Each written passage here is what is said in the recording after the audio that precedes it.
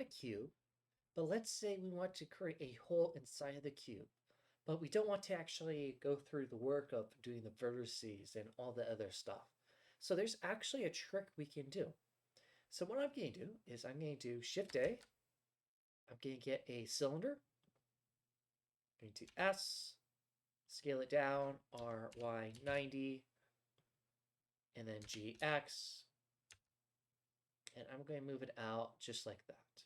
So what we're going to have is we're going to have this cylinder essentially making a punch, making a hole into this cube.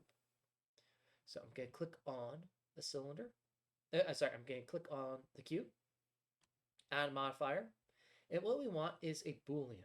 So this is array. It's underneath the generate. So array, bevel, Boolean. I'm going to click Boolean. And now we're going to select the object. So I'm going to click on cylinder.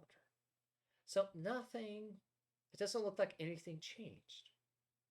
But if we go over here to the cylinder, and if we hide it, we can click on the little eye icon, we can see it actually made an indent into the cube. And what's really awesome about this is it does all the vertices work for you. Otherwise, it would take a long time in order to get this accurate. So this is an advanced method in order to model in Blender.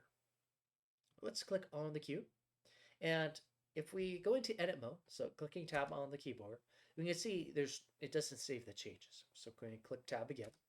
Let's say we want to actually bake these changes into the cube itself. So we have to apply the modifier. Over here to the right, I'm going to click on the little down arrow icon. And I can see there's a apply button. I'm going to click on apply. So now if I click tab, you can see the vertices. And it's done absolutely beautifully.